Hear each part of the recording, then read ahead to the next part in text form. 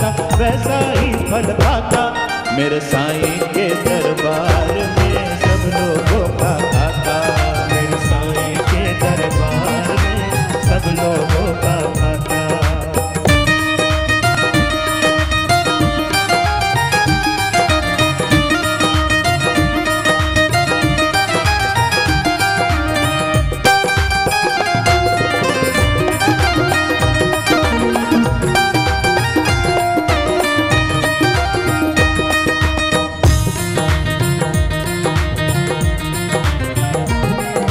उजली करनी कर ले बंदे करम न करियो काला। ओ उजली करनी कर ले बंदे करम न करियो काला। लाख आंख से देख रहा है तुझे देखने वाला। वो लाख आंख से देख रहा है तुझे देखने वाला। उसकी तेज नजर से बंदे, उसकी तेज नजर से बंदे कोई नहीं बच पाता। मेरे साईं के दरबार में सब लोगों का खाता। मेरे साईं के दरबार में सब लोगों का खाता।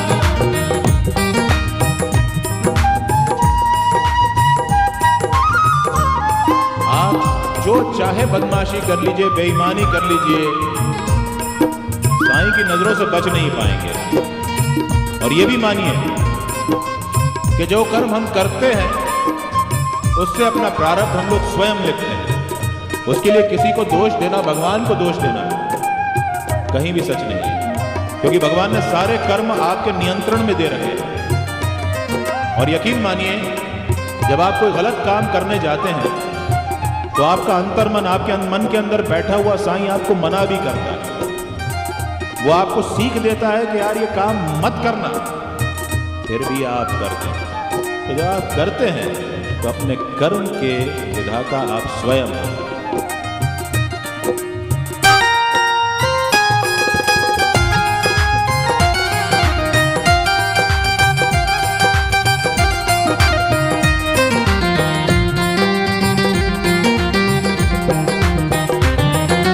क्या साधु क्या संत गृहस्थी, क्या राजा क्या रानी।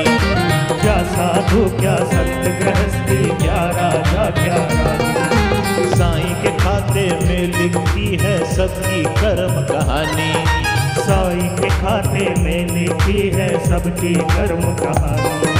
क्या साधु क्या संत गृहस्थी, क्या राजा क्या रानी। साईं के खाते में लिखी है सबकी कर्म कहानी। अंतर्यामी अंदर बैठा, अंतर्यामी अंदर बैठा सबका हिसाब लगाता। मेरे साईं के दरबार में सब लोगों का खाता। मेरे साईं के दरबार में सब लोगों का खाता। मेरे साईं के दरबार में सब लोगों का खाता। मेरे साईं के दरबार में सब लोगों का खाता। मेरे साईं के दरबार में सब लोगों का खाता।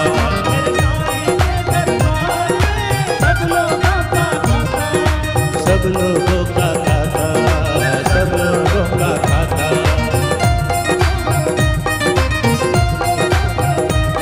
मेरे साईं के दरबार में सब लोगों का खाता। मेरे साईं के दरबार में सब लोगों का खाता। डॉक्टर ब्रायन वाइस, जो कि बहुत बड़े साइकियाट्रिस्ट हैं, पास्ट लाइफ रिग्रेशन करते हैं, आपको अपने पिछले जन्मों में ले जाते हैं। इस दौरान उनका संपर्क होता है मास्टर्स से, उन उच्च प्रतिष्ठित आत्माओं से जो उनके साथ संवाद करती हैं और उनको किसी व्यक्ति विशेष की जन्मजात कमजोरियों के बारे में बताती है या अच्छाइयों के बारे में बताती है। डॉक्टर ब्रायन वाइस का कहना है कि ऐसे ही एक संपर्क के दौरान उनका संवाद हुआ एक बहुत बड़े मास्टर से, और सुनिए उस मास्टर ने क्या कहा। Let us not follow Sai Baba. हम साईं बाबा का अनुसरण ना करें। Let us be Sai Baba. हम साईं बन जाएं। ये डॉक्टर ब्रायन वाइज ने अपनी किताबों में लिखा है। कहाँ एक विदेशी व्यक्ति जो पास्ट लाइफ रिग्रेशन करता है, मनोविज्ञान को पढ़ता है,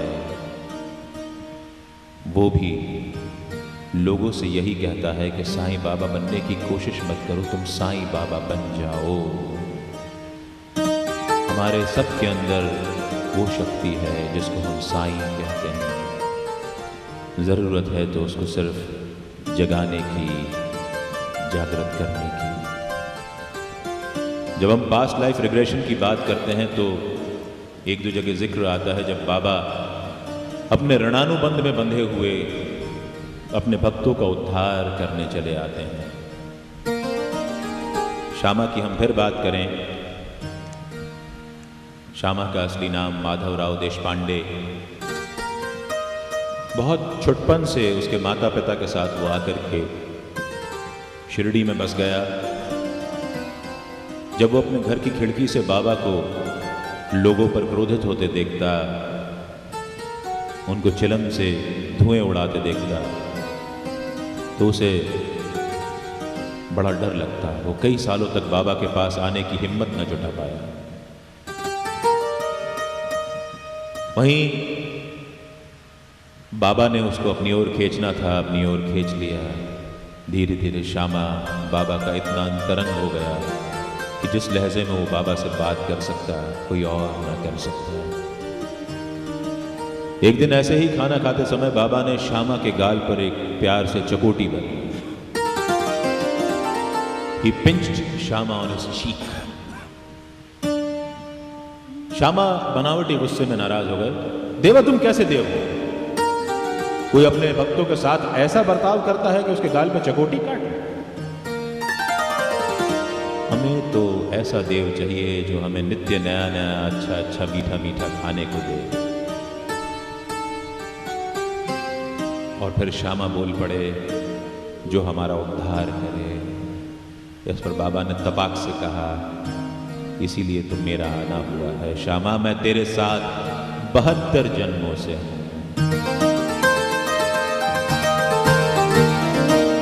नाना साहब चांदोरकर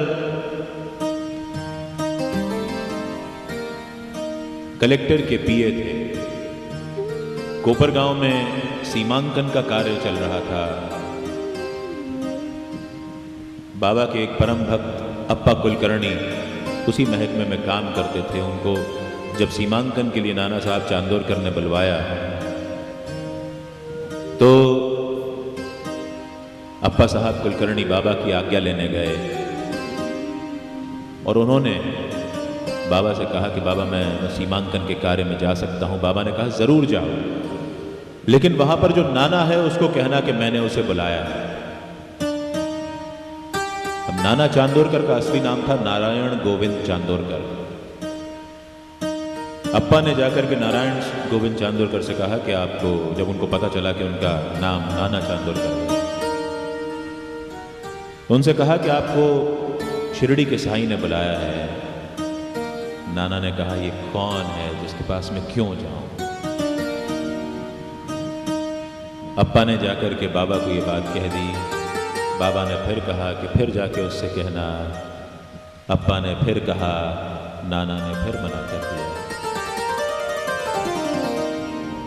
अप्पा ने तीसरी बार कहा, नाना ने फिर मना कर दिया। लंबे समय तक ये क्रम चलता रहा। बाबा बुलाते रहे, नाना को आना नहीं था, वो नहीं आए।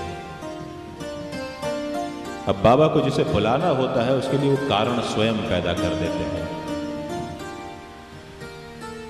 हैजे से बचाव के लिए कलेक्टर ने आदेश निकाला कि उनके महकमे में जितने लोग काम करते हैं सबको हैजे का टीका, वैक्सीनेशन लगवाना होगा।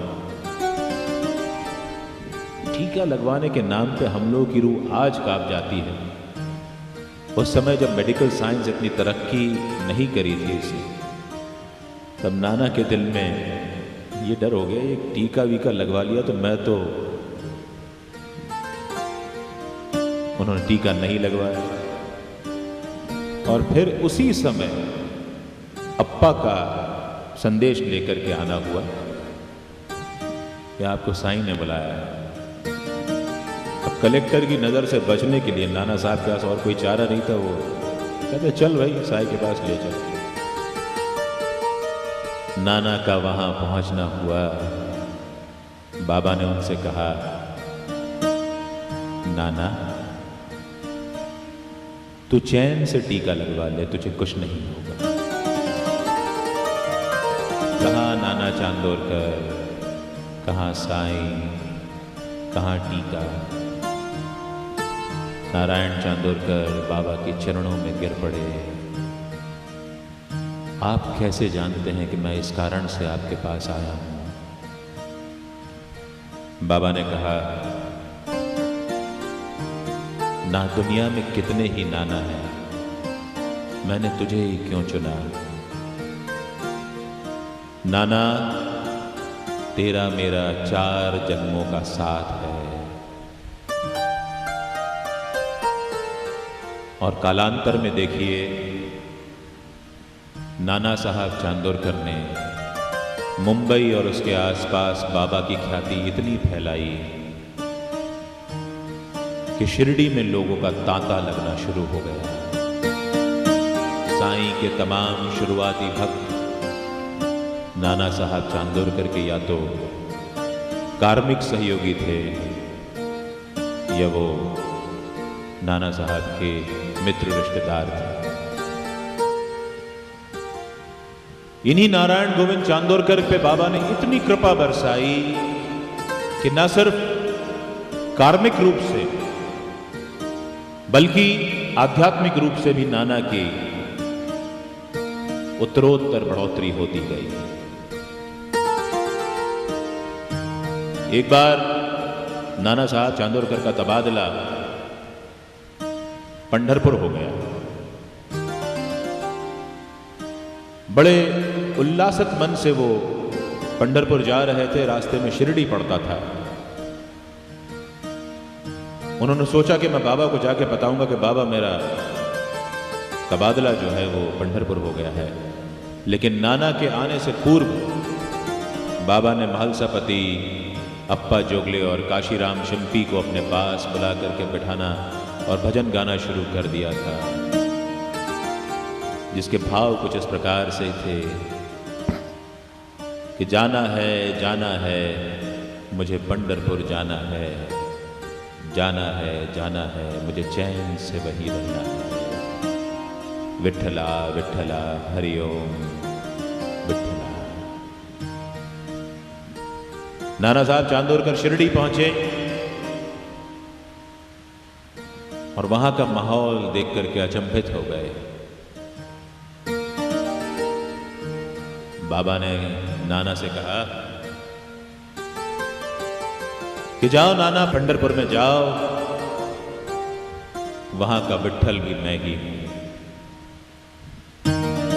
कहां तबादले का आदेश, कहां कोई संचार माध्यम का ना होना, और बाबा को यह पहले से पता चल जाना कि नाना किस हेतुक आ रहे हैं।